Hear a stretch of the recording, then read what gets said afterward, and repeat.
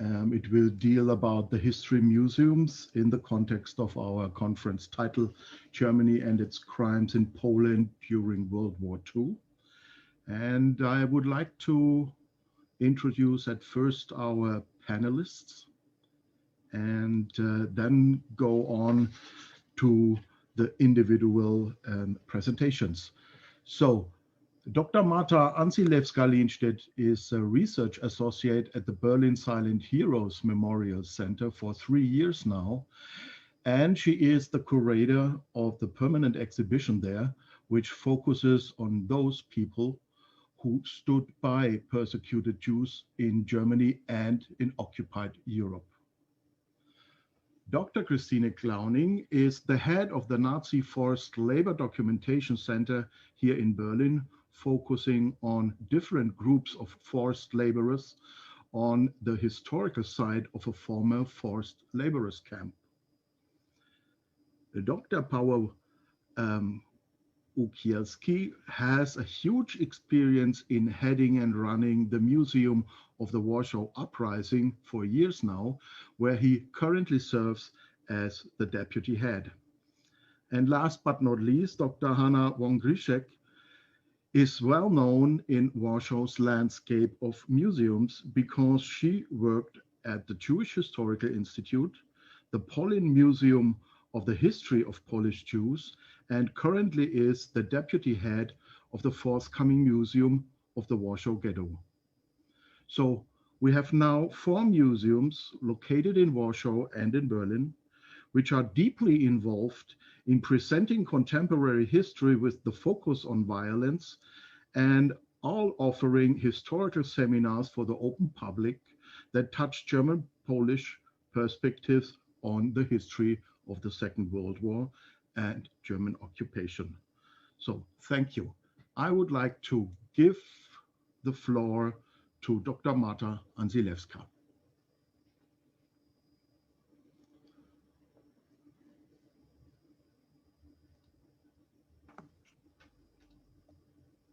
Just a second. Okay, can you hear me? Yeah, okay. Okay, so in my presentation, I will introduce the new permanent exhibition in the Gedenkstätte Stille Helden in Berlin. It is an exhibition about so-called silent heroes, about Jewish men and women who resisted Nazi persecution, and about those known Jews who helped them to do so. I will also tell you how we present German crimes in Europe, especially in Poland, in the exhibition. We can say that help for persecuted Jews mounted a central challenge to the Nazi system of rule. The persecution and genocide of Jews were at the center of Nazi ideology and exercise of power. Anyone hiding a Jew or helping them in any other way was thereby striking at the ideological core of the system's rule. Anyone helping a Jew was questioning this system. And that is the leitmotif of the new exhibition in the Silent Heroes Memorial Center in Berlin, which opened on October 23rd. The museum was closed a few days later. That is why I couldn't take some pictures of the exhibition and show it to you today. So I'm very sorry, but I can help it. Help and rescue attempts for Jews during World War II developed within a specific historical and political context and a particular society. Various factors had a major influence on the extent to which individuals or groups from a majority population were prepared to take the risk of saving Jews. The differing historical preconditions, their respective political situation before 1939, the Jewish minorities' position in the pre-war societies, but also the respective countries' relations with Nazi Germany, the type of occupation regime, and not least the military situation in the course of the war, all played a role. It was also particularly significant whether and when the Germans' treatment of Jews was recognized as a targeted extermination program. These factors determined the scope for non-Jewish helpers to undertake rescue attempts and also the persecuted Jews' chances of survival. Although the main topic of the exhibition is Jewish resistance and help for Jews during the World War II, it begins with explaining the historical context of these actions, which is the Holocaust. This part focuses only on German crimes against Jews during World War II. I would like to stress that we don't show here crimes against non-Jews. This comes a little bit later. This part of the exhibition shows the development from the marginalization of Jews to genocide. To show this development, we present different documents and photos which were taken during the war. Each of these documents and pictures is accompanied by a short text where we can find more information about it. These texts have expressive titles like Murder Program, Mordprogramm, or Reality of Mass Murder, Realität des Massenmords. So what kind of documents and photos can one see here? As we are in Germany, the exhibition begins with a photo taken during the deportation of German Jews from Kitzingen, 1942. We chose this picture because at the corner, you can see a German policeman who oversees this. Also, the deportation takes place in the center of a town, which indicates that it was not a secret to the Germans who lived there. But we do not limit the Holocaust to the persecution of German Jews. We show different objects to point out the European dimension of a genocide. For example, we show the well-known list from the Wannsee Protocol with the numbers of Jews in various European countries. We also show the so-called Jägerbericht from February 1942 with a number of Jews who were shot by Einsatzgruppen in Lithuania until January 1942. To visualize German crimes in Eastern Europe, we also present a photo of members of Einsatzgruppe D while shooting Jews in Dubosare, it's in Transnistria, in 1941. There is also a special reference to Poland in this part of the exhibition. So we show a photo of assessment in the death camp Bełżec in 1942-43 in order to point out the significance of Aktion Reinhardt. This historical introduction ends with a picture taken in the death camp Auschwitz-Birkenau 1944, which shows the arrival and selection of Hungarian Jews. It was very important for us to identify persecutors by their name. This is true for Germans and for native collaborators. So we never speak about the Germans in general or try to hide them. In the text, we don't write Wehrmacht, but German Wehrmacht.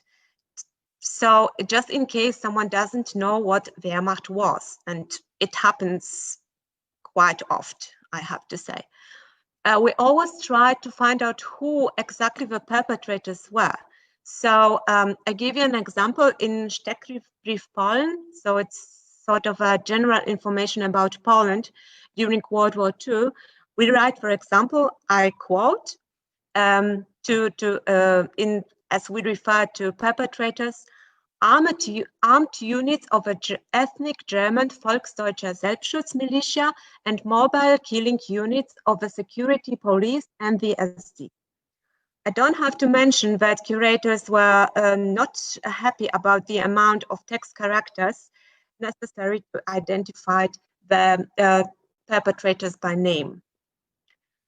The exhibition then goes into the basic conditions of rescue attempts, possibilities for escape and hiding places, places of refuge, false identity, along with the dangers faced by the helpers and persecuted Jews. In this part, we concentrate on the individual survival stories and rescue attempts. Therefore, German crimes in general remain in shadow. We simply didn't have enough space to mention German crimes in general. But of course, we point out German atrocities towards these particular persons. This is especially the case in the exhibition part called Dangers. Here, the case of Polish Ulmer family is presented, who were killed by German police for hiding Jews in 1944. This is followed by a part on the possibilities for protest and resistance, and later a section about individual actors that illustrate the different diverse forms of help provided. Here we show Zofia Kossak, who protested in 1942 against murder of Jews in Poland. We mentioned that Kossak was caught by German police and imprisoned in Pawiak. The reason for her imprisonment was the possession of underground leaflets. So on this occasion, we show the German reaction towards Jewish resistance in general. We also present German atrocities towards Jews who participated in the Warsaw Ghetto uprising. So here we show one of the well-known photos from the so-called Struppbericht, showing Jews captured by the SS, or a picture of the burning Treblinka death camp, which was set on fire by the SS after suppressing the revolt. Here we also show how some, I would say, good Germans reacted to German crimes against mass shooting of Jews in the Ukraine. I quote, we cite from the note of the Oberstleutnant Helmut Großkurt, who in 1941 referred to mass shootings of Jews in the Ukraine. I quote, I asked the field commander if he believed that the Obersturmführer's order also to eliminate children come from the highest level, because this is something I am not aware of. The field commander replied, he is convinced that this order is correct and necessary. The focal point of the exhibition is on 7 exemplary case studies. One of them presents the pharmacist Tadeusz Pankiewicz, who assisted Jews in the Krakow ghetto. The visitors can read that right after the German army invaded Poland in 1939, the Polish people were subjected to many forms of terrors. It is of the importance because it informs the visitors that not only Polish Jews suffered during the German occupation of Poland. And such general information about the policy of German occupiers towards the population of conquered countries can be found also in the other 6 case stories. The visitors get to know that Pankiewicz and his staff, so his pharmacy was situated within the Krakow ghetto, observed numerous crimes committed by the German occupiers. I quote, Jews were rounded up before their eyes, humiliated, beaten, and shot. On this occasion, we'll also mention that starting in 1941, anyone caught helping Jews was to face the death penalty. Tadeusz Pankiewicz and his staff nevertheless helped whenever they could. The exhibition shows that not nearly all rescue attempts were successful. We do not know how many persecuted Jews were saved by the efforts of their fellow men and women. Numbers are estimated in the tens of thousands. At the end of the exhibition, the visitors can find the information that the great majority of European Jews fell victims to the Holocaust. There is a table which shows the estimated number of murdered Jews in each European country. To visualize the extent of German crimes on Jews, we show a pre-war picture of a Jewish family from Greece. Out of 23 persons on the photograph, only 3 survived the Holocaust. Thank you.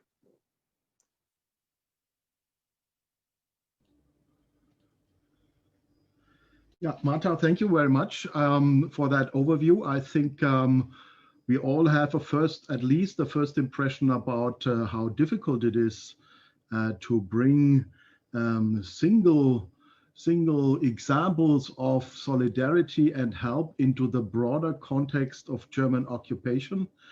And when the museum is always focusing on the exact naming of the perpetrators and the situations seen on the pictures you used, then I think there is a huge mass of work that lies behind that exhibition.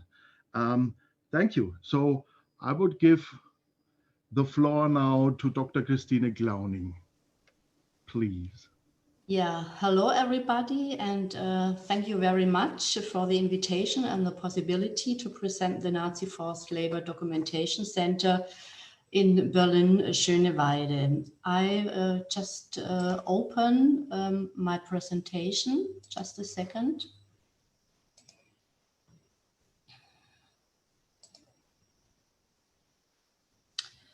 So the Nazi Forced Labor Documentation Center opened in 2006 at the historical site of a former forced labor camp, as you can see here, one of about 3,000 camps alone in Berlin. What is unique is that the camp was built in the middle of a residential district, so the neighbors could see the camp and the inmates every day. Unique is also that nearly all the barracks are still there, but only 7 belong to the documentation center. The other ones are used by a Bosch workshop or a kindergarten, for example. The camp was established rather late in 1943 by Albert Speer, the so-called Generalbauinspektor für die Reichshauptstadt. In 1944 and 45, Italian military internees were here accommodated, also civilian forced laborers from different countries and female concentration camp inmates from Poland. They had to work on the camp's construction or at the war industry in the neighborhood. For example, the Reichsbahn, the AEG, or the battery factory Pertrix. 13 million people from the occupied countries were forced to work in the German Reich. The focus of our work is the documentation of the history of the civilian forced laborers, the largest group with about 8.4 million men, women, and children. So this is our mission, because before we opened, there was no memorial place for this group. But, and this is important for our work, we also inform our visitors about the other groups, for example, war prisoners and concentration camp inmates. We do this in exhibitions, events, educational programs, publications. I'd like to show you now some photos of our work concerning especially the Polish civilian forced laborers. We opened in 2013 our permanent exhibition, Forced Labor in the Daily Round, with many biographies of a different group of forced laborers, of course also of Polish civilian forced laborers. You can see a biography of Maria Kawecka, a young woman from Poland, who had to work in Berlin. She tried to flee, was arrested and brought to a Gestapo labor camp, so-called Arbeitserziehungslager. And after 3 months, she returned to the working place with only 28 kilograms of body weight. But we show also many photos of the living conditions, especially in the camp, like here in a camp in Austria, but also, like you can see on the right side, memory album of a survivor for Polish women who didn't survive the war because they died during an air raid. Here you can see a barrack, which is very well preserved, barrack number 13. You see here also the houses in the background. And inside you can find quotations by former forced laborers from various Berlin camps about the daily life, also from Polish forced laborers. We had in the last year 2 special exhibitions about the history of the forced labor camp of Polish people. First 2007, Erinnerung bewahren, preserve the memory. It was an exhibition of the Polish-German Reconciliation Foundation that we translated and also adapted for a German public. It informs about forced labor, not only in the German Reich, but also in Polish occupied countries. And 2019, an exhibition with the title The Holocaust and Forced Labor in Galicia. 5 years ago, we had an exhibition about the history of forced labor at Pertrix, 1939 to 1945, batteries for the Wehrmacht. There we show many biographies, for example, of Jesława Danilovic, and her biography is very interesting. She came from the region of Zamość. She was deported with about 100,000 Polish people to forced labor in the German Reich, many to Berlin. And at Pertrix, at the factory, there worked already German Jewish women. And these German Jewish women had to train the Polish women to fill the batteries. After that, the Jewish women were deported to make Berlin free of Jews, and the Polish forced laborers had to replace them. We focused in the last year also on the invitation of former forced laborers, of course, also of Poland. You see here some photos of 3 former forced laborers from Poland. We'd like to give especially young people the possibility to talk with the survivors about her life, their life during, but also after the war, as long as it is still possible. Biographies are also an important part of our educational program, like you can see here on the left side, but also objects people can touch, like you can see in this suitcase, for example, with the badge P the Polish forced laborers had to wear. In 2015, we opened an international youth meeting center and organized since then every year several meetings with the young people. They work in the exhibitions, they work with biographies, they meet survivors, they do some research, create small exhibitions or also scenic readings. Of course, we have and had some events where we inform about the forced laborers from Poland. For example, the forced laborers who had to work at the Tempelhof airport on the left side. Or in 2020, we had an event with Polish war veterans who came as liberators to Berlin, also as liberators for the forced labor camps. In a special project, you can see you can see an art installation of a German artist. This young artist's grandfather was part of the German administration in Poland during the war. And she created rather heavy plates of concrete with photos and documents. And so this was her very personal way of dealing with the family history. A special publication project we had in 2017, we published the German translation of a very important historical source.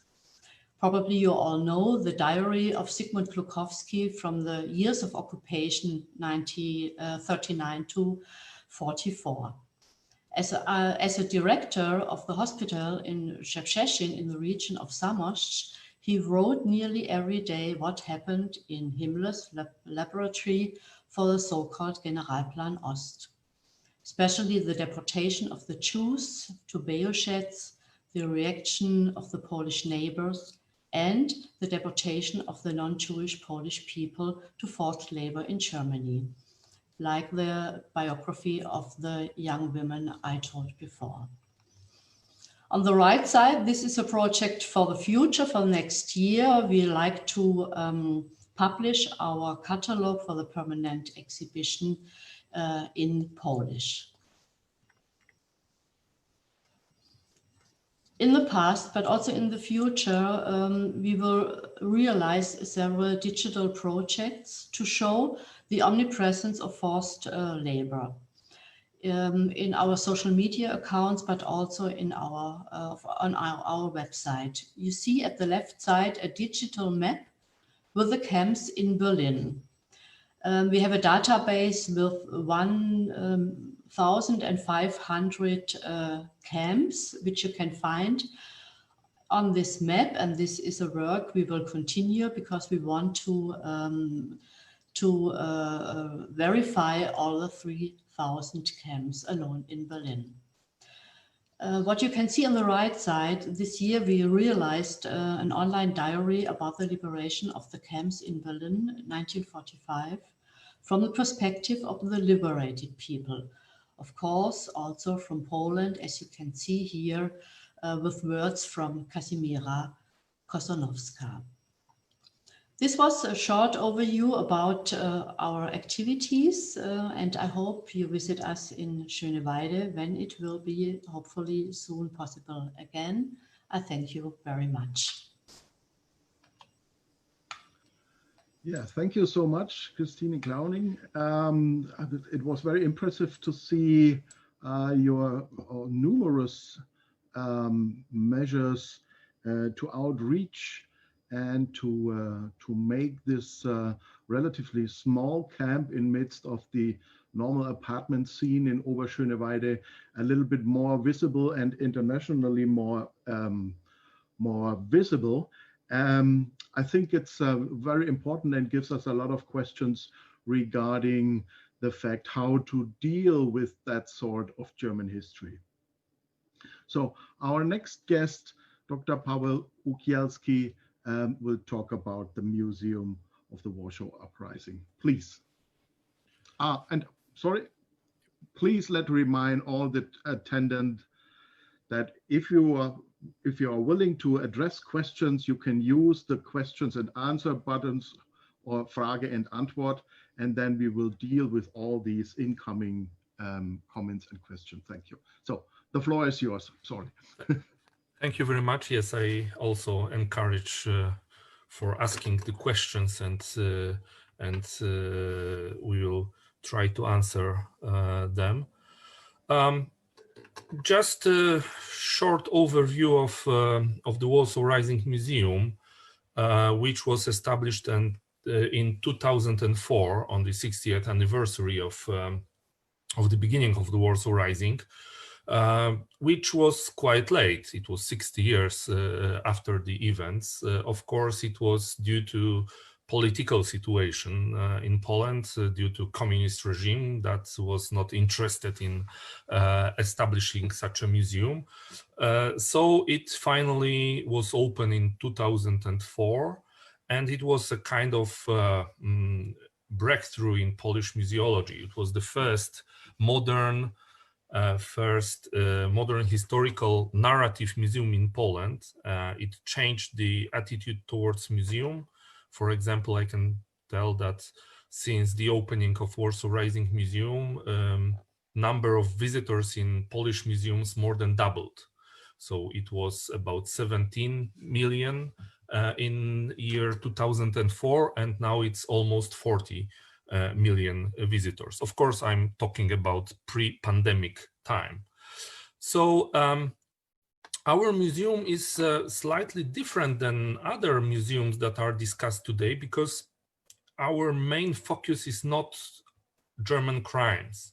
Of course, they are very much present in the exhibition, because in the beginning of the exhibition, we explain the whole occupation before the Warsaw Rising. Of course, the Warsaw Rising itself, I will talk about it a little bit later, was also the time of mass crimes, or even I wouldn't hesitate to use the word genocide in the beginning of August.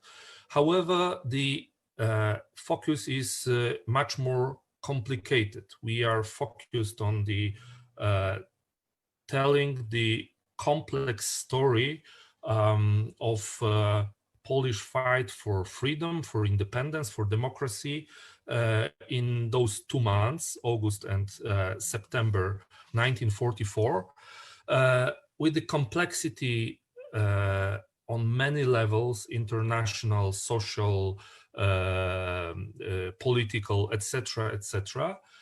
And this story is also told as probably in all our institutions, also through personal stories. So on the one hand, big history with big numbers, on the other, personal stories.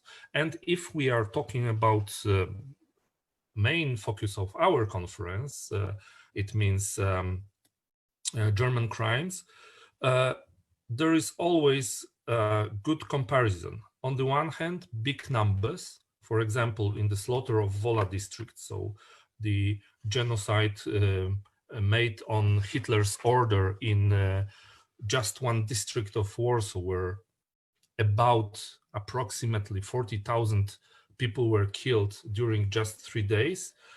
We show the number, but we also give a personal story of one of the few survivors. So this is always something that explains the situation in the most complex way, because big numbers are for people very hard to imagine. They are just statistics. So if we give both number and personal stories, it works much better. Our museum from the very beginning,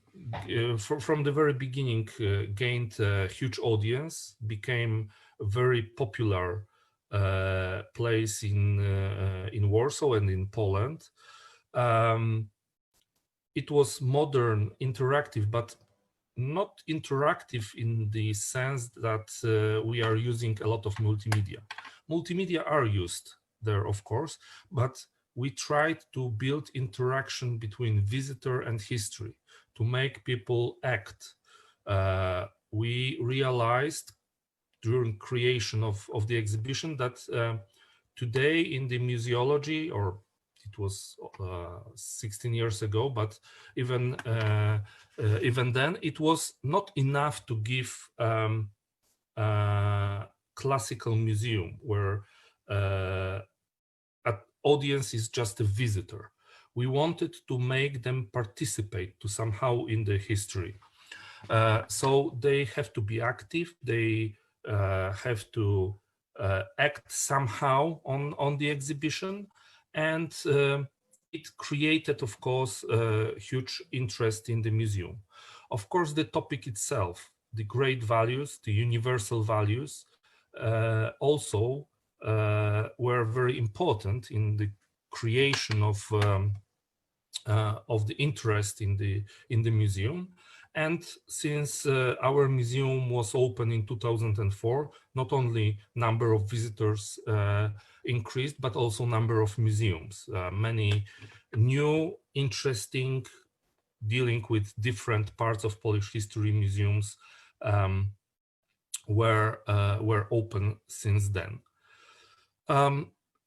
During works on the exhibition, we established, or we defined, our main target groups, which were, the first one were the youngsters, who in that moment, that particular moment, were convinced to some extent that museums are boring places and were not interested in history. We tried to attract them, to show that history could and should be interesting and should be learned and should be understood, and that it is not only the past. We are building our future on the past, remembering the past and learning from the past. So that was one of our target groups. Second were, of course, veterans. The veterans who were for decades treated badly by communist regime. Then they were for many years promised that such a museum will be finally organized, will be finally open.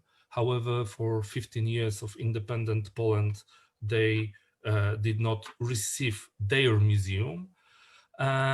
So for us, they were the most important audience group, and we were afraid. In fact, to be honest, we were afraid of their reactions, because we were talking about elderly people who for 60 years had their own imaginations how such a museum should be organized. They were discussing in their environments, with their brothers in arms, how they remembered the Warsaw Rising. There were thousands of personal stories, etc., etc. So we were very much afraid how they would react on our ideas, especially that we were preparing something completely different they were used to. However, what was quite interesting, and it is still interesting observation for me, that they turned to be much more flexible than we expected.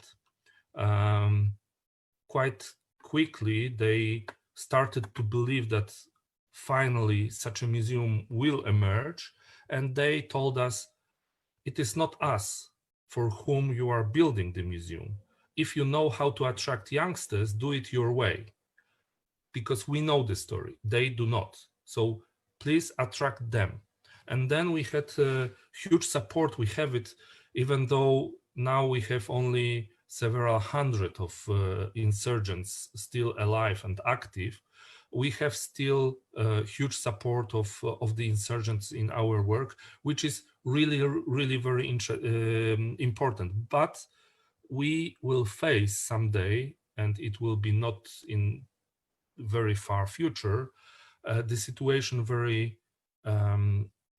difficult, because the history will be not history with eyewitnesses anymore, when the last witness will pass away. So this is the problem of such a place like our museum. And the third target group were foreigners. We were convinced that this history is not well known abroad. Therefore, we tried and still try to attract foreigners as much as it is possible, to tell the story that deserves better understanding, better recognition abroad, in the Western countries, in other countries, and that deserves, so in this broader meaning, this experience of our part of Europe deserves better understanding within common Europe. One have to remember that we open our museum just 3 months after accession of Poland to the European Union. So those were the goals, those were the target groups. Again, talking about the pre-pandemic situation, we had more than 500,000 visitors on the permanent exhibition a year. Adding to this our events, different kind of events, we exceeded 700,000 visitors a year. We are dealing with not only, of course, exhibition. We are kind of center of culture. We have broad international cooperation. In fact, German institutions are number one in this cooperation. Just to remind you that the exhibition about the Warsaw Rising was presented in the center of Berlin in Topography of Terror twice, on the 70th and 75th anniversary, and got a huge publicum. Altogether, it was more than 500,000 visitors. Between those two presentations, it traveled throughout throughout Germany. We are dealing with interviews. We have huge oral archive with more than 4,000 deep interviews. So each interview is more than 2 hours, and we have. It was late to gather those interviews. We didn't have possibility to interview the leaders, the commanders. However, still it is a huge huge number and huge archive that gives us a broad perspective how the Warsaw Rising was seen by its participants in his eyes. We have huge databases of the victims. Together with the opening of the museum, we organized a remembrance wall with all fallen insurgents. Now it's more than 11,000 names, which constitutes about 2/3, as we estimated, of all fallen insurgents. So soldiers and other units. We have more than 53,000 civilian victims killed, mostly not during the fights, but mostly in planned action after Hitler's order to kill everybody in Warsaw, which constitutes less than half, much less than a half of all civil victims. Every year, for several months, we organize an exhibition with those names in the cemetery in Wola district, this district where the slaughter of Wola was fulfilled in the beginning of the Warsaw Rising. We still collect the names. However, it is very, very difficult to find new names. Many of those people, because they were killed in thousands, many families perished completely. So there is a problem to find their names. However, we believe that it is very important to name them, to return their identity, because one of the ideas were not only to kill, but also to deprive them from their identity, to make their names be forgotten. So this is one of the most important tasks that we have during this collection of names, during the presenting those names. And what is also very important in the end, I will stress that most of those projects are organized in a huge cooperation with Warsavians, with Poles, with members of families of those who were killed or those who were fighting. Their home archives contain very often very interesting materials, and on the other hand, they have the feeling that they are acting, they are doing something to preserve their members of family from being forgotten. So this is very short overview. I believe that some of you already visited our museum. If you didn't, please feel free to visit us once it is possible in better times. Thank you very much. Yeah, Dr. Okielski, thank you very much for that overview. I think it is noticeable that you are with that sort of museum, I think linked to a huge societal network of providing you with individual history, photographs, histories, written memoirs, and so on and so on. And I think it is worth to say, well, this museum indeed has a new how shall I say, a new step forward in Polish museology, because a visitor, I think, is guided in a sort of an experience-orientated presentations through the whole main exhibition. And this is perhaps we can talk about that question later. You know, German memorials or museums sometimes are very rationalized and restrained in their staging, but let's see. So last but not least, Dr. Hanna Wengrischek, please.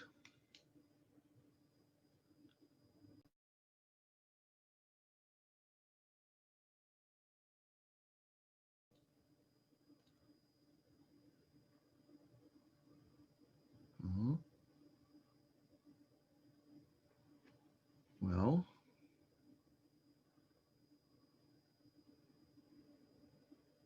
Hanna Wengrischek.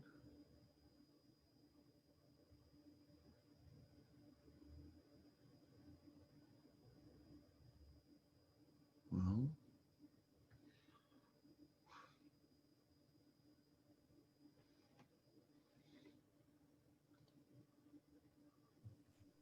okay. I can hear you. Do you hear me? Yes, I do. Thank you very much. I'm very sorry because someone unmuted me and I couldn't switch on. And I have a small request. Do you think that it would be possible to use a share screen? I have such a small presentation. Yeah, at first, I think Philip, our technical genius behind the scene, is working on that. We don't see you on the screen now. Yes, I don't know why. Because, I see. I think the problem. Yeah, now we can see you. Okay, thank you. And now may I use share? No. Yeah. No. Yeah, it works. Yes, now it works. Can you see your own presentation now? And yeah, and okay. Are you able to see this presentation? Yeah. Okay, great. So it's not really a presentation, rather a few pictures. So I'm going to speak about the Warsaw Ghetto Museum, which was established in March 2018 and will be located in a historic building of the former Jewish Hospital for Children. And you can see this building, one of the buildings on the picture. The hospital was founded in 1878 by the members of several wealthy and influential Jewish families, including the Bersons and Baumans, after whom it was named. More importantly, although the hospital itself only accepted the Jewish children, Christian children were also treated in the outpatient clinic. About a third of the patients were Christian children. During Second World War, the hospital was included in the Warsaw Ghetto and remained open until the Great Deportation to the death camp in Treblinka in the summer of 1942. During the Warsaw Uprising of 1944, it was home of an insurgent field hospital. And after the war, the Central Committee of Polish Jews had its offices there. After the liquidation of most social institutions, including Jewish ones, in the early 1950s, the buildings became home of the Children of Warsaw Hospital for Infectious Disease. This hospital remained open until 2014. From then on, the building stood empty. Those associated with the hospital at different points in its history included Janusz Korczak, who worked there at the beginning of the 20th century, and Marek Edelman, who was employed there as a runner during the Second World War. And maybe please, can you switch to your presentation mode so that we can see, you know. Yeah, don't. I think it's left from that.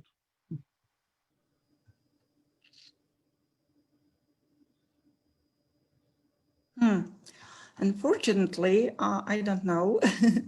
I'm trying new, yeah. So if it's possible. And now it is visible? Yeah, but not the whole picture, but the whole scene, you know. So okay. What there must be a topic called presentation in the upper. Pokaz slajdów proszę włączyć. Gdzie to jest? You can push the F5 button. F5? Yeah. Ah, okay, thank you. Yeah, it worked because I don't see that. Okay, great. And that was the first one. This is this original building made in the late 19th century and rebuilt it at the beginning of the 20th century. And I don't know what to do to, okay, and maybe the next one. So the former Berson and Baumann Hospital is one of the handful of buildings that have survived the war and communism, a material witness of the existence and extermination of the largest Jewish community in Europe. Keep in mind that there were around 370,000 Jews living in Warsaw before the war. They made up around 30% of city's total population. For the most part, these were people attached to the tradition, by which I mean religious, and generally those who use Yiddish on a daily basis. The hospital is also a unique site in the very heart of Warsaw, close to the central railway station and the Palace of Culture and Science. A number of original houses from the 19th and early 20th century have survived in its vicinity on Sienna and Śliska streets. The place is unique historic enclave. You can see that. Right next door between Sienna and Złota streets is one of the few surviving fragments of the Warsaw Ghetto Wall. 2 years ago, the hospital building was listed as a historic site. It is clear that the historical significance of the site has to be addressed in the permanent exhibition that we are currently preparing. We already have a general outline. We are currently collecting historic objects. We have announced a tender for the adaptation and extension of the buildings, as well as the production of the permanent exhibition. The permanent exhibition team is headed by Professor Daniel Blattman, a historian from the Hebrew University of Jerusalem. Of course, we want the Warsaw Ghetto Museum to differ from other institutions of this type. Our great advantage is the unique building and its surroundings. It is our intention to take full advantage to these resources. The big gallery will be devoted to the Jews of Warsaw during the period from 1878 until the outbreak of the Second World War. The founding date of the hospital will serve as a chronological starting point. We want to show how diverse the community was. For example, how did the Ostjuden differ from German Jews, for instance? We also want to highlight the role of Warsaw in the history of the Jewish diaspora. A few examples as the important center of the religious life, including for the Hasidism, and also as a cultural center, the center of Yiddish culture with numerous theaters, newspapers, and schools, with Yiddish as the language of instruction in the schools. Of course, the main part of the exhibition will be devoted to the fate of Warsaw Jews during the Second World War. I would like to emphasize that we are not limiting it to the Jews of Warsaw, but will also, at least symbolically, consider small ghettos, particularly in Mazovia. It needs to be emphasized that Jews from many other towns, primarily in Mazovia, were resettled to the Warsaw Ghetto, but there were also some 4,000 German Jews who ended up there.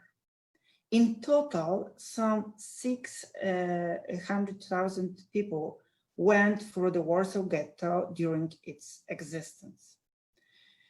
As I said, the museum is located in very, and this is inside, in very heart of Warsaw. That is why we want to highlight the Jewish relationship with Warsaw, but also relations between the ghetto and what is known as the Aryan side. We want to present the complicated history of the city during Second World War. The Warsaw Ghetto was closed on the 16th of November 1940. It was surrounded by a brick wall and had 22 gates. One needed a special pass in order to get in or out. Failure to comply was punished even by death. Actually, the city was divided into 3 parts. In October 1940, the governor of Warsaw District, Ludwig Fischer, issued 2 decrees, one establishing so-called Jewish quarter and one establishing a German quarter. So it is these complex circumstances that we would like to explore. Our story won't touch only on the relationship between the ghetto and the Aryan side. We will be exploring the more complex Polish Jewish, German Jewish, and Polish-German relations. In our narrative, we would like to highlight issues that are practically absent from other museums. For example, religious life. Before the war, the Jewish community of Warsaw was, for the most part, religious, and religion continued to play an important role in their lives in the ghetto. We simply cannot ignore that. Despite prohibitions, there were illegal ritual baths and houses of prayer and study, Beit HaMidrash. We will be discussing civilian resistance too, how the Jewish community organized itself legally and illegally.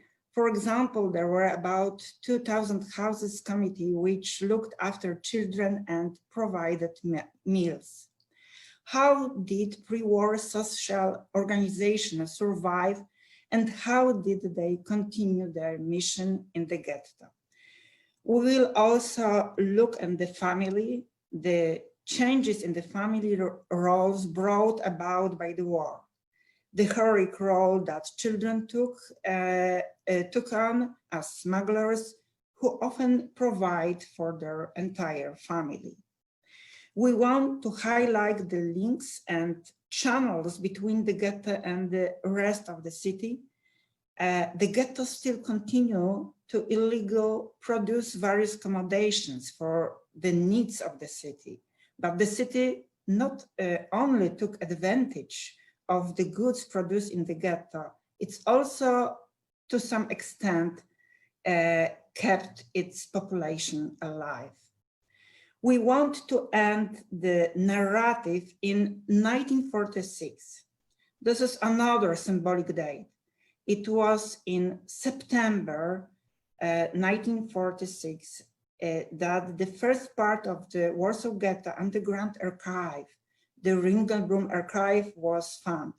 It was brought to the safekeeping to the Central Committee of Polish Jews in the hospital building.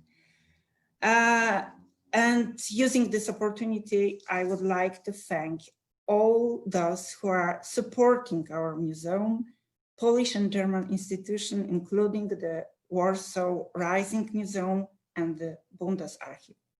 Thank you. This is such short overview. And on the screen, you can see the library which was created after the war. The furnitures are from the late 50s. So this is, you see only few examples which presents how this hospital looks before. Thank you. So, Wojciech, thank you. Thank you so much for that overview.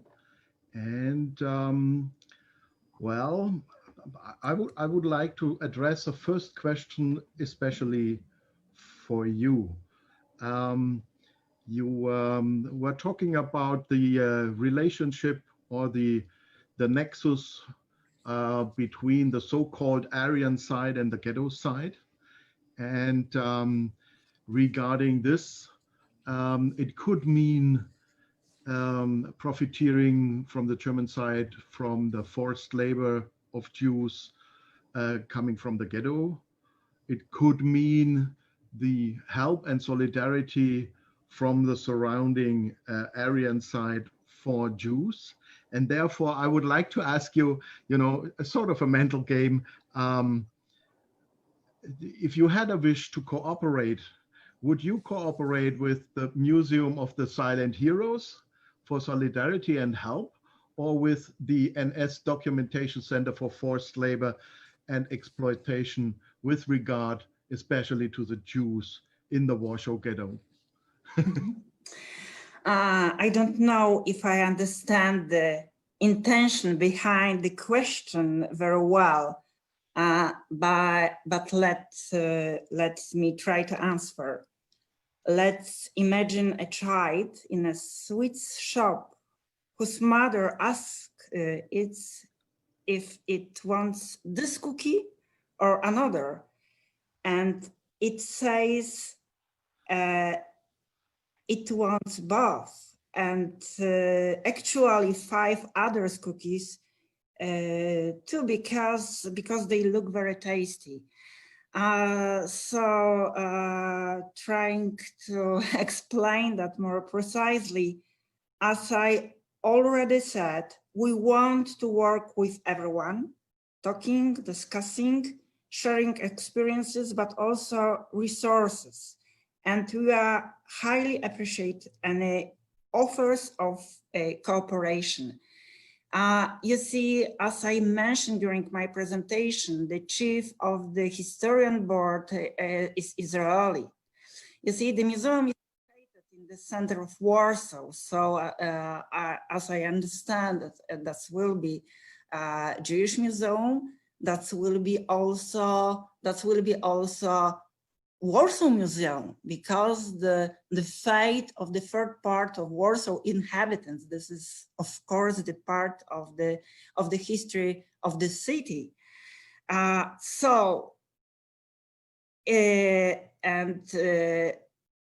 this is the question: is the Israeli perspective the only Jewish perspective? Of course. This is not so obvious, and we must keep that in mind. And we also must consider the German perspective, which is not so very simply. As I mentioned, you see, in Warsaw Ghetto was about 4,000 German Jews.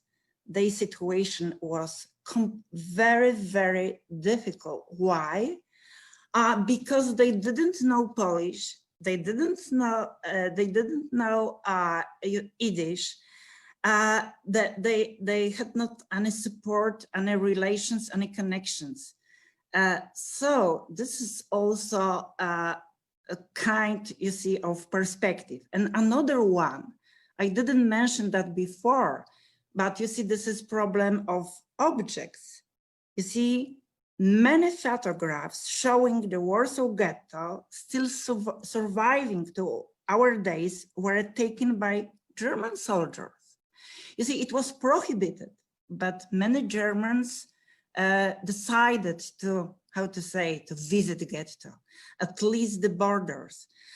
And this is also interesting subject for discussion because the majority of documentation, this is German documentation. And another problem is the problem that you see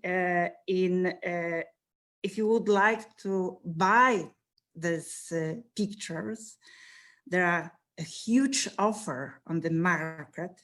You have such dilemma because that were made by perpetrators, by grandfathers, and now grandchildren are making money selling them.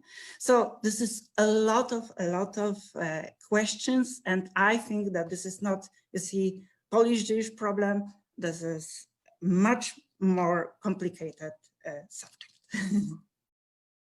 And we are open for cooperation, as I said before.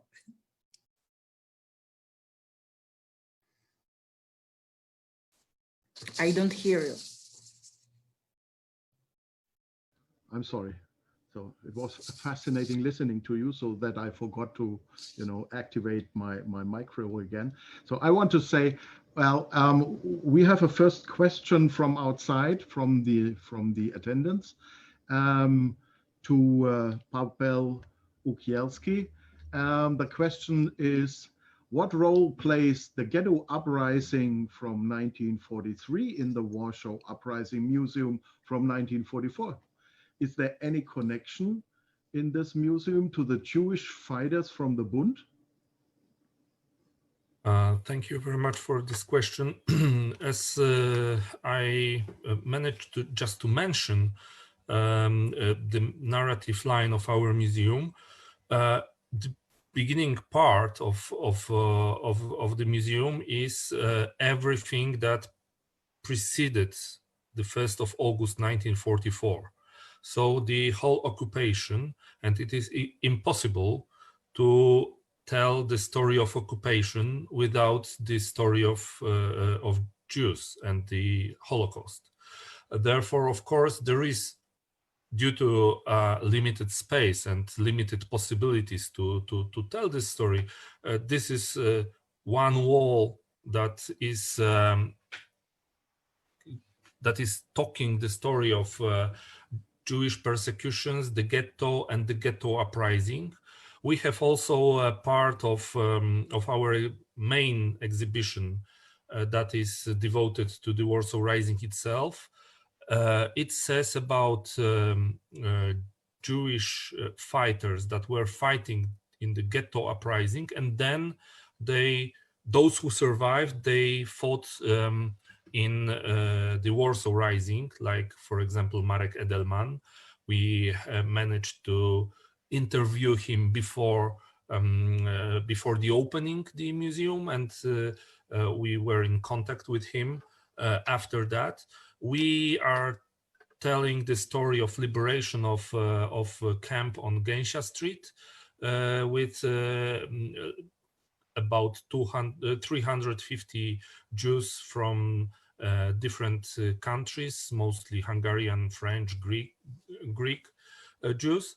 So those topics, of course, appear on the exhibition. However, it is obvious that it is not the main topic of our museum. We still would like to, and we are talking about the cooperation with some Israeli institutions to present exhibition about Warsaw of two uprisings. Mm-hmm. Okay, so, well, there is another question regarding, networking, common conceptions, and so on, to the to Hannah. It is a question: is there any planning for the Museum of the Warsaw Ghetto to cooperate conceptually with the Museum of the Warsaw Uprising or the Polin Museum? As I mentioned before, we cooperate with the Warsaw Uprising Museum for both, for at least for two reasons, at least. The first, this is huge collection which contained the Warsaw Rising Museum. Also the collection of photographs, and we really appreciate their help. Another field of cooperation is like, as I mentioned before, during the Warsaw Uprising of 1944, you see in this building was also hospital. So because the place, we are connected with the Warsaw Uprising Museum. So yes, we are cooperate, and for sure you will find also this chapter of the history of the building. Yeah, because you see, as I said before, this museum, that will be not museum only about the Warsaw Ghetto, not only about the death of, you see, 500,000 of Jews, but also a museum of about the life, about the Jewish charity, and the story of the place, which was very, very important. As I said, after the war, that was a headquarters of the Central Community of the Polish Jews. And the Ringelburg archive was saved in this place. So this is history of the same place, of the same city. Mm-hmm. So we have to remember about that. Yeah. Okay, thank you very much. So you are very prominent. Yes, I received another question from the audience.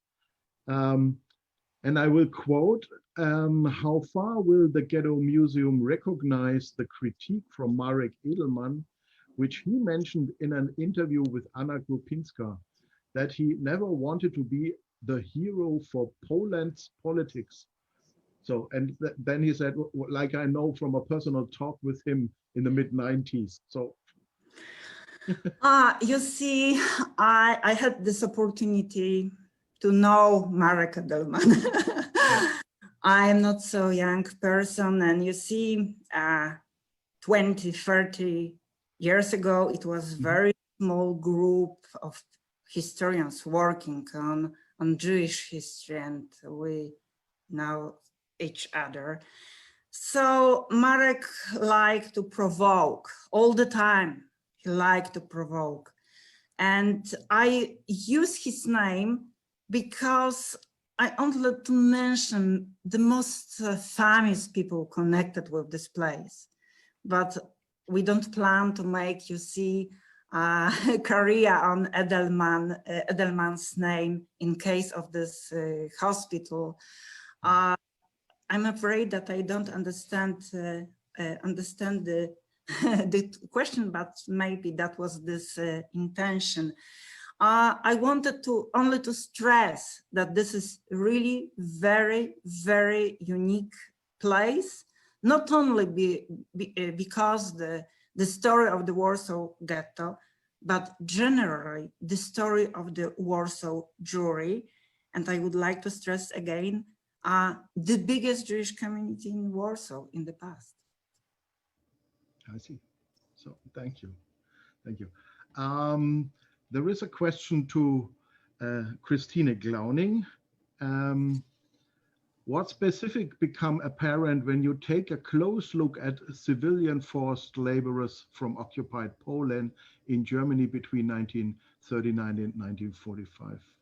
Are there any gaps in the museum's landscape in Germany where the presentations do not even exist yet? I think so. And are there any false descriptions, because summary descriptions do not do justice to the fate of the Polish civilian forced laborers? Yeah, two big questions. Let me pick up just a few points. After the beginning of the war, the Polish war prisoners were the first group of forced laborers. And then the Polish civilian forced laborers were the second group. Until 1942, they were the largest group of forced laborers in general, and that replaced by Soviet forced laborers. But if you look back into the history, it wasn't the first time Polish people worked in Germany. They did it before, for example, in the Ruhrgebiet, or also as seasonal workers on farms. So for the Germans, it was not totally new. But during the war, especially the Gestapo realized fast that the Germans were in contact with the Polish people in the daily life, especially in the rural, in the country. And that was not at all intended and strictly forbidden in the so-called Polen-Erlasse in March 1940. The regime treated the Polish forced laborer very bad as inferior work slaves, and only the people from the Soviet Union were treated worse. The Gestapo was especially afraid of too much contacts between Polish and Germans, especially between Polish men and German women, and the unwanted children. This is a point where you can see very clearly the racism towards the Polish people. But a look into the history shows also that it was impossible to control every contact. So the so-called verbotener Umgang, forbidden contact, became a mass phenomenon and was harshly punished, often after denunciation by the German neighbor. It mainly concerned Polish men. They were in many cases sentenced to death by the Gestapo in the so-called Sonderbehandlung and hung. The German women were interned in prisons or in the concentration camp in Ravensbrück. If they survived, they were stigmatized also after the war, long after the war, as well as the children of these relationships. This as part of the history of this is only little known, and also little known is when visitors came to us and are astonished that forced labor was such a public crime. It was not hidden. The Germans could see every day the camps and also the forced laborers, especially when they had to wear a badge like the Polish and the Soviet forced laborers. And they had to work everywhere, not only in the war industry, but in every part of German economy, and even if in every part of German society. Today, I think the focus in Germany is still mainly on the forced labor of concentration camp inmates and on Jewish forced labor. This is in the public opinion, is when we talk with our visitors, and it's, I think, it's shaped by the big concentration camp memorials and the exhibitions there. We have visitors, they come, they see the area, see the barracks, think this was a concentration camp, and ask where was the crematory. As you probably know, the civilian forced laborers were a long forgotten victim group until the debate, the very late debate about the recompensation in the 1990s. Concerning the civilian forced laborers, the so-called Ostarbeiter of the Soviet Union are often in the center of intention. Sometimes even the term Ostarbeiter is misunderstood as a description also for the Polish forced laborer. There are several memorial places in Germany who inform about the history of Polish forced labor, like in Leipzig, for example. In Munich, there will be established a memorial place. But I think it's still a challenge to correct a partly wrong image and to appreciate the fate of millions of forced laborers, of Polish forced laborers who were often very young and suffered for the rest of their life if they survived. So I think this is will be a challenge and a task for the future. Thank you very much. Thank you.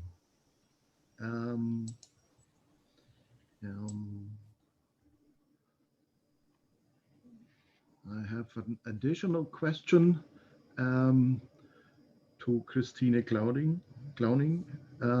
Was the establishment of the camp in Schöneweide included in the indictment of Albert Speer at the Nuremberg trials? Oh, good question. Yeah, this is a good question. Not the camp in Schöneweide especially, but Albert Speer was indicted as Fritz Saukel for the crime of deportation and forced labor. And Fritz Saukel was sentenced to death as the main responsible person for the deportation of forced laborers into the German Reich.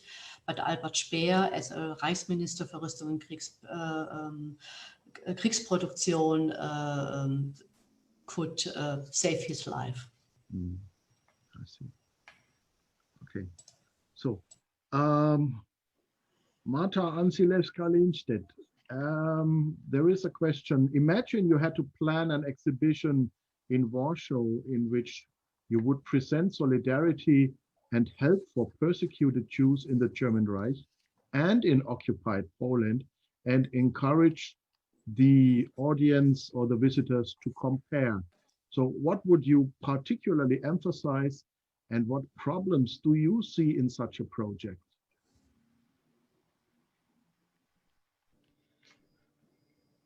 Oh, unfortunately, we can't hear you.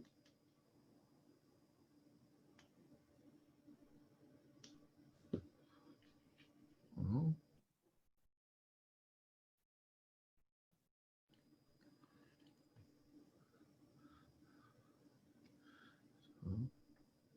No.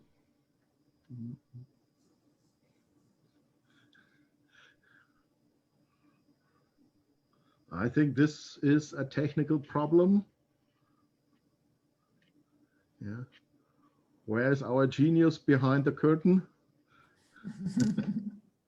I don't know who you're talking about. Perhaps if she reconnects or puts her microphone on again.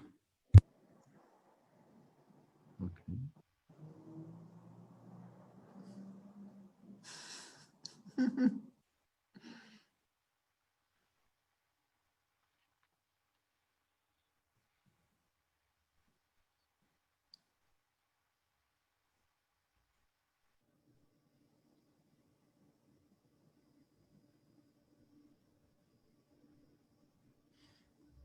I think they will reconnect.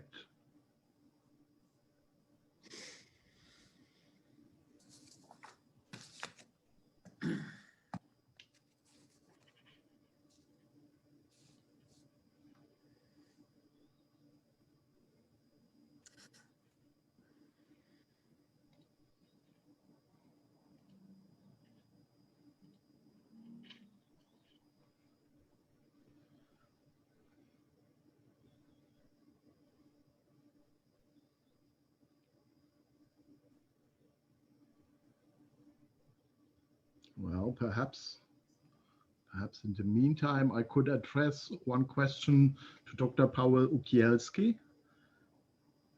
Yeah, is it possible? Yeah, thank you. So you mentioned that your museum in 2004 marks a so-called milestone of innovation in Polish museology. And I can remember when I visited for the first time, I think beginning of 2005, I was heavily impressed about the fact that you know, this museum gives a sort of an how shall I say, an experience-oriented presentation, so that I can feel or that I can interact with this situation. The inhabitants of Warsaw must have felt when they had this uprising in their midst. Well, yes, this was the idea, because, well, creating the exhibition, we wanted not just to focus on facts, although they are very important, and this is the basis for any historical narrative. But well, we believed that the story wouldn't be full, wouldn't be shown in full complexity, not showing the emotions. Okay, so not showing the emotions that were also accompanying to the insurgents. So we wanted to show this story also with them. For example, in the very beginning, we wanted to show the great joy that finally, after 5 years of very cruel occupation, after treating Polish inhabitants of Warsaw as citizens of second or third category, they were finally, they had possibility to fight openly.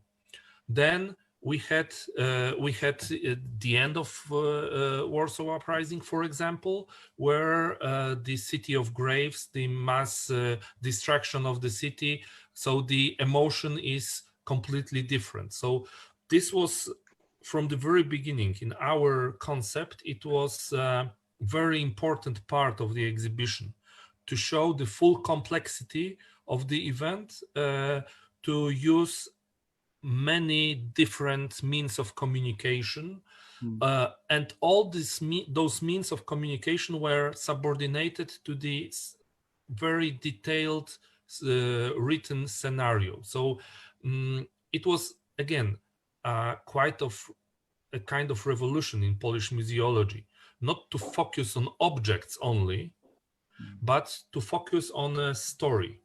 And objects, as well as all other means of communication, were subordinated to the story. But what is, in this case, the most important is precise scenario with good proportions between different parts of the exhibition, to focus on those things that are important and not that much on the things that have less meaning, etc., etc. All those aspects have to be taken into consideration to have good exhibition. Thank you. Messi, thank you. Thank you. Marta? Yes, can you hear me? Yeah, we now? can hear. Yes, we Okay, can hear you and very well. just a second. I don't know if you can see me. No, I just can't a see second. you, but I think the most now you are full presence again. Okay, so okay, so you know, you perhaps you can remember the questions, or if you were in the position, you know, of drafting and curating an exhibition in Warsaw concerning solidarity and help for German Jews, and in Poland for the Polish Jew from outside.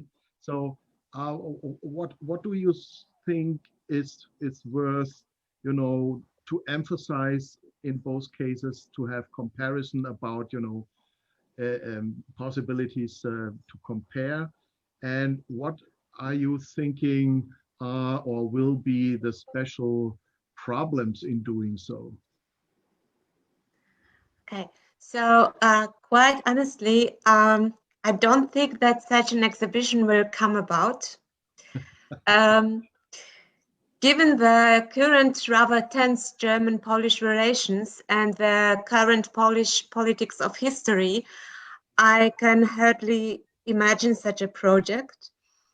And despite this, it would be a great challenge. At most, one could compare forms of aid in these two countries, but neither the historical framework in which the aid took place nor the dimension of the aid can be compared. What has already happened 2 years ago was a temporary exhibition by the European Network of Remembrance and Solidarity and also Polin Museum from Warsaw, in which we silent heroes participated. It shows rescue stories in almost all European countries, but it doesn't compare them. In this way, it was quite a success, and it was shown all around Europe. Now it is in Japan. Yes, so, and as an alternative, I would suggest, and I hope in the future there will be a temporary exhibition at the Gedenkstätte Stiller Helden, to make an exhibition about Germans who aided Jews in the occupied Poland, because there were many other Schindlers. And even if Schindler is known to us, to historians, today's youth don't know him anymore. That's the experience we do at when the young people are visiting us at Gedenkstätte Stiller Helden. They don't know who Schindler was. So yeah, there is a lot to do. There's a lot to do. Yeah, so in this context, I received a question from the audience. I think it is addressed to all representatives of the different museums. The question says, the last panel proposed the thought that the history of Polish victims should also be spread to a broader society, for example, through social media. So what are the museum's strategies to reach their visitors online and through social media? So I think it's addressed to all of you. Who wants to start?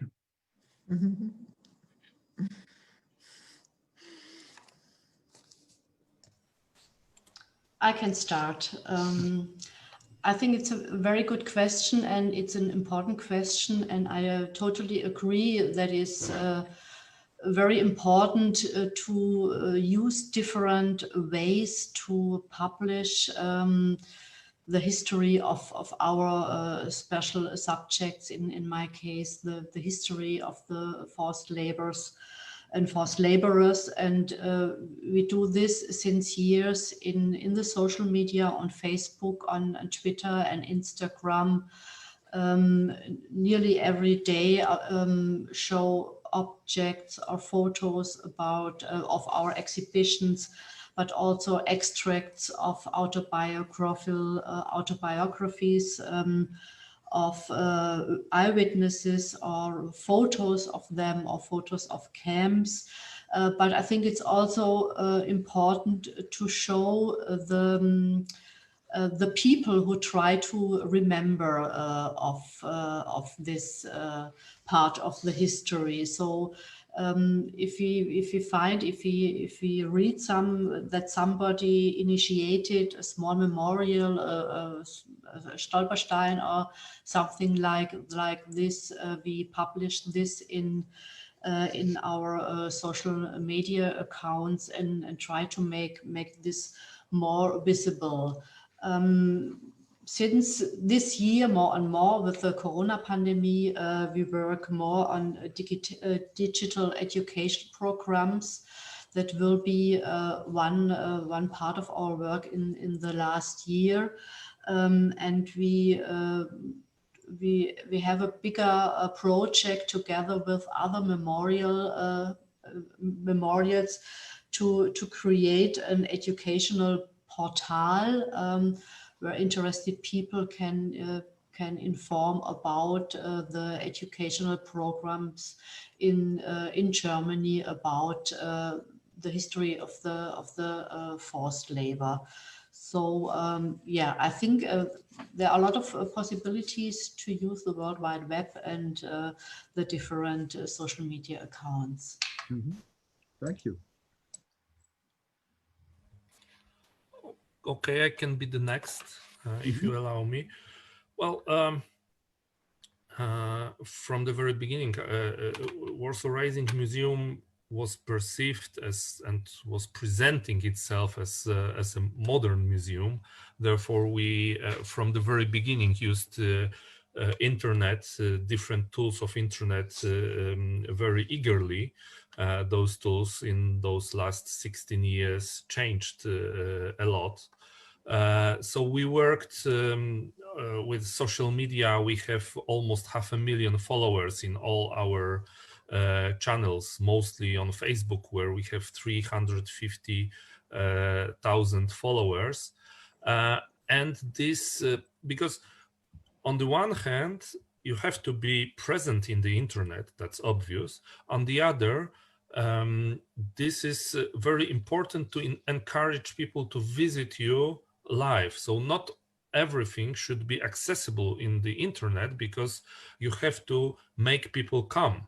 And what is more important, people prefer to visit museums and not just watch them through internet, because they have a lot of different possibilities in the internet. And when they come to museum, they can be in the interaction with the real objects, real story, etc., etc. However, the pandemic changed the situation. For months now, we cannot receive audience. Therefore, we started to organize digital tours with our guides. We started to organize lessons. We started to organize more lectures in the internet. For example, since the beginning of pandemic time to June, so from March to June this year, we had 185 live broadcasts with more than 3 million viewers. At the moment, we started the very broad project of academy. So we will have lessons for different school age for them of different kind, both with our educators and our guides. So we try to attract people through internet as much as possible. However, when it is only possible, we focus also on encouraging them to visit a museum in situ. Thank you so much. So I'm asking Hannah Węgrzynek, do you have already an internet presence? So because you are still under construction, I would say. Okay, we have our website. Is very simply 1943.pl. So this is the year of the Warsaw Ghetto Uprising, and we have really very huge offer. There are scenarios, there are movies. There are our exhibition. It's also possible to see our exhibition in public space in the city, because we don't have core exhibition and we don't have, you see, space for other kind of activities. So I think that our offer is very, very rich.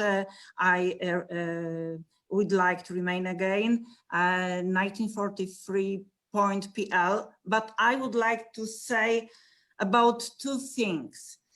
The first one is that multimedia are not so attractive as a few years ago, and we have to remember about it.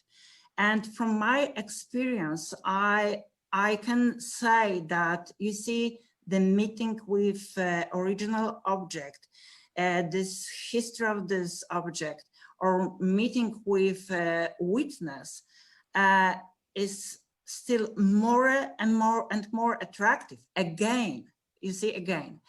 And another problem, of course, we would like to have very attractive offer for a young generation, but we also have to ask what we must do in order not to cross very, very subtle border between attractiveness and masquerade. How not trivialize our message. You see, I understand that numbers, that audience is very, very important. But in my opinion, the subject is so complicated that in case of our museums, the numbers of audience are not on the first place, but the merit value of the offer. And we should remember about that. Okay, thank you. So, Marta Anzilewska, I think you have. I think you are facing the problem that your huge exhibition on solidarity and help, I think, just opened and then was forcibly closed because of the pandemics. So, does that have any results? Do you have any results on your internet presence or on a special website regarding especially this exhibition? Yes, definitely. Because of the current situation, we try to post the main stories, the main case stories, and you can see them on our website. And I guess it's all the information you can find where you can also find in a exhibition. So it's really one-to-one. And we also put 2 small short videos from opening.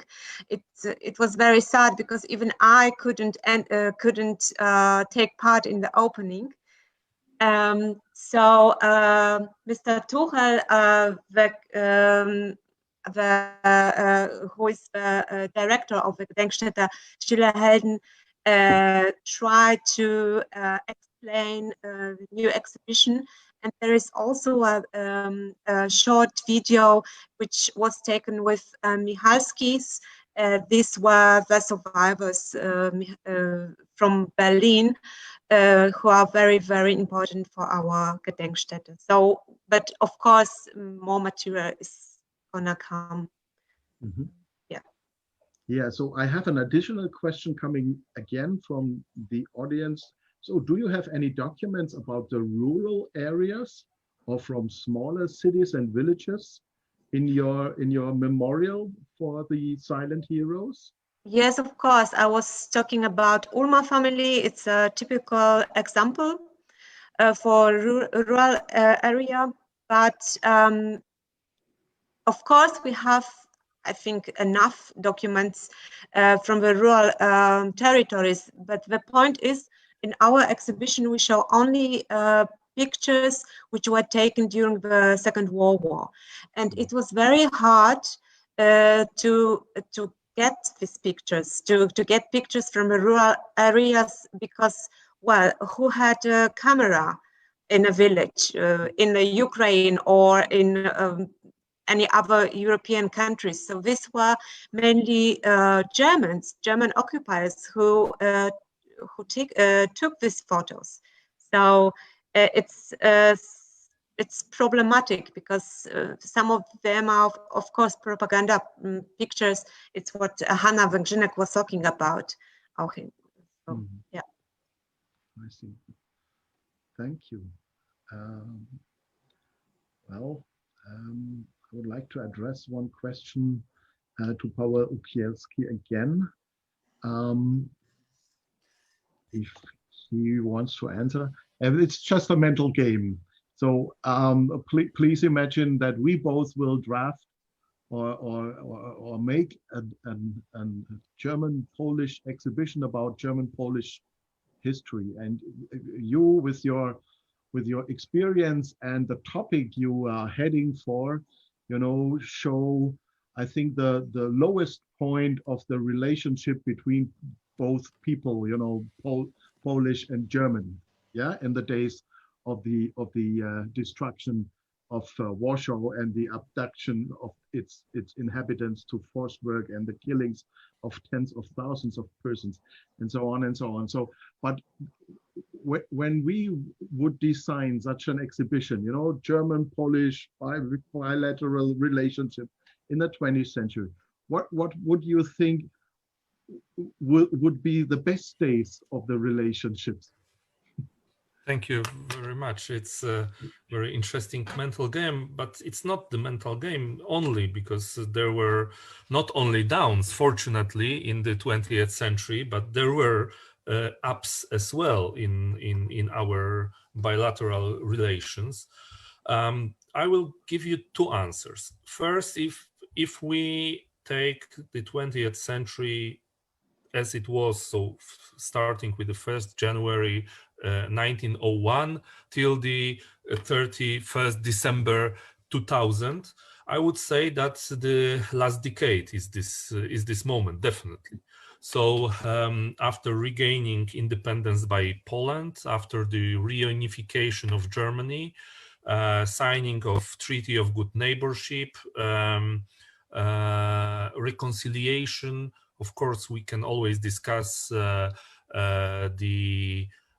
depth of the reconciliation. We still have quite interesting, let's say, debates on what has been done and what should be done still. However, this is definitely the moment of the best relations. Recognition of the borders, no territorial claims, German support for the Polish accession to Euro-Atlantic structures. Shortly before the end of the century, we became, for the first time for many centuries, military allies. So very good and growing economic relations, massive contacts after opening of the borders, massive contacts among people.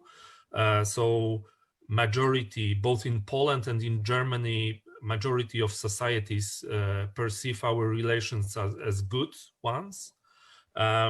Also majority or at least many people perceive the other nation or people from the other nation as have a good picture of the other nation. So this is the moment. And the second answer, if we treat the 20th century in this broader sense, so starting with the beginning of the First World War and ending with the end of the Cold War, I would say that this moment of real good relations, maybe not between states, but between peoples, I would mention the German help for Poles during the martial law, during the solidarity times, etc., etc. It was quite contradictory to the West Germany's government, which was very very cautious against it. But on the other hand, this huge social movement with sending goods to Poland to help Polish people is definitely the moment of big up in those relations between our nations. Thank you. Thank you. Well, I would like to give this a sort of a closing remark, perhaps on our conference, because you know, it leaves us a little bit more optimistic than the second level, the second panel has left us with all these open legal questions and a little bit disillusion about the still open legal conflicts regarding reparation and so on and so on.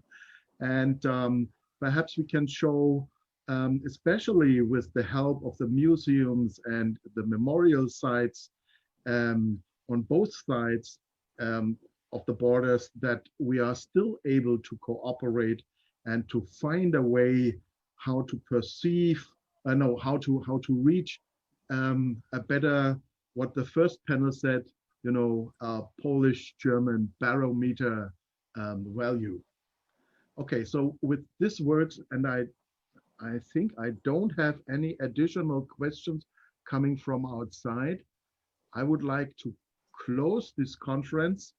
And I want to thank you as the panelists for the last panels, all the other panelists, the persons who make all these organizational problems and technical challenges become reality in such a successful way.